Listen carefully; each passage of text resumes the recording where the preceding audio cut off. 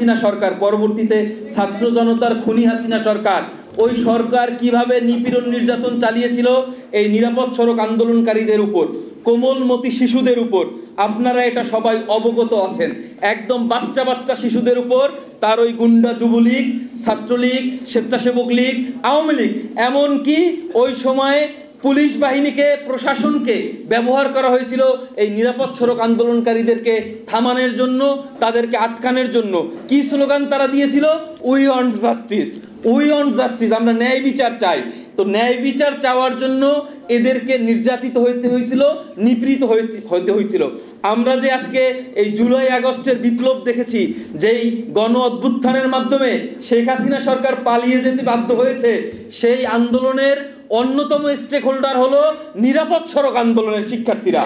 কারণ আপনারা সবাই জানেন 6 থেকে 7 বছর আগে যারা স্কুল কলেজে পড়েছিল, ক্লাস 8-এ পড়েছে, 6-এ পড়েছে, 7-এ পড়েছে, আমি দেখেছি সেই নিরাপদ আন্দোলন শিক্ষার্থীরাই, নিরাপত্তা সড়ক আন্দোলন যারা করেছিল, তারা যখন পরিণত হয়েছে তারা বুঝতে পেরেছিল, ওই সময় তারা লিখেছিল যে রাষ্ট্র মেরামত চলছে, সাময়িক সময়ের জন্য দুঃখিত। পরে যখন যারা বুঝলো যে এই স্বৈরাচারী শেখ হাসিনা সরকারের পতন ব্যতীত আসলে নিরাপদ সড়ক কেন, নিরাপদ জীবনই বাংলাদেশের মানুষ পাবে না, তাই জন্য এই জুলাই আগস্ট গণ অভ্যুত্থানে ওই সময় যারা আন্দোলনে অংশগ্রহণ করেছিল সবাই ঝাঁপিয়ে পড়েছিল এই সরকারকে পতনের লক্ষ্যে। তার একটি অন্যতম উদাহরণ আমি দিতে চাই।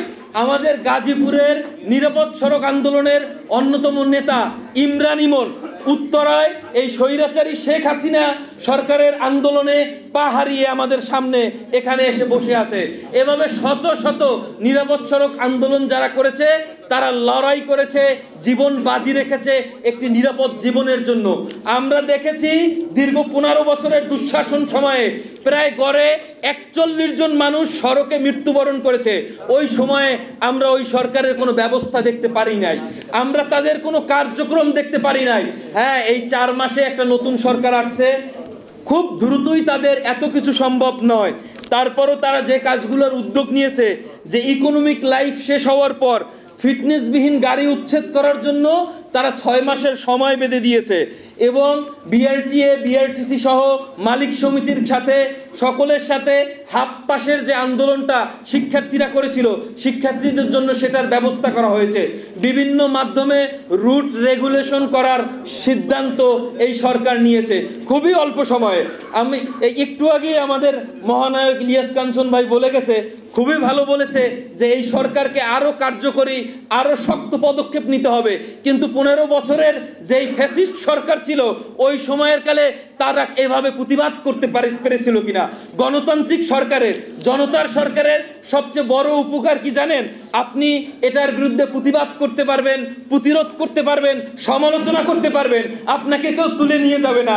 ইলিয়াস কাঞ্চন ভাই, আপনাকে এখন কেউ তুলে নিয়ে যাবে না, আপনি বলতে পারেন, কিন্তু ওই সরকারের আমলে কেউ বলতে পারে নাই।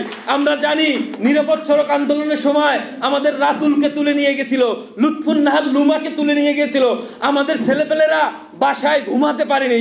কে কে নিরাপদ সড়ক আন্দোলন করেছিল তার লিস্ট করা হয়েছিল, তালিকা করা হয়েছিল। আর এখন কি করা হয়?